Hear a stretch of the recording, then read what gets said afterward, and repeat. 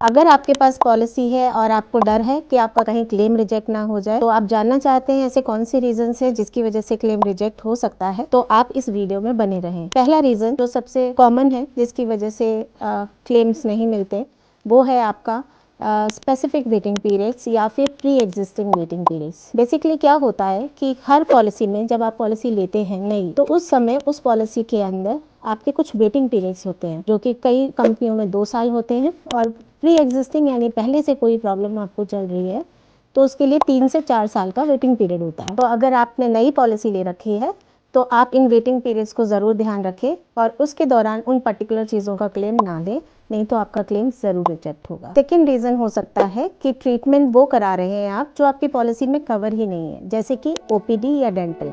अगर आपकी policy OPD को सपोर्ट नहीं करती है और आप ओपीडी का क्लेम ले रहे हैं तो आपको डेफिनेटली क्लेम नहीं मिलेगा। तो ये चीज़ें भी आपको ध्यान रखनी है। तीसरा इंपॉर्टेंट रीज़न हो सकता है ऐसी एक्टिविटीज़ जो कि एक्सक्लूडेड है आपकी पॉलिसी में, जैसे कि सेल्फ हार्म, खुद ही अपने आप को नुकसान पहुंचाना, अल्कोहल यूज़, क्योंकि उस पर कोई भी क्लेम नहीं देता। सेकेंडली, आप ऐसी कोई एक्टिविटीज़ कर रहे हैं जो एडवेंचरस है, आपको पता है कि आपको उसमें चोट लग सकती है, तो आप उसके लिए कंपनी से क्लेम नहीं मान सकते और कंपनी आपको क्लेम देगी भी नहीं। तो इन चीज़ों का भी आप ध्यान रखें। Last but very important is miss representation या फिर नॉन डिस्क्लोजर, यानी ऐसी चीज़ें जो आपको पता थी पॉलिसी लेते वक्त लेकिन आपने बताई नहीं, वो भी इम्पॉर्टेंट है, क्योंकि वो अगर ऐसा कुछ हुआ तो आपकी क्लेम तो छोड़िए, आपकी पॉलिसी भी कैंसिल हो सकती है।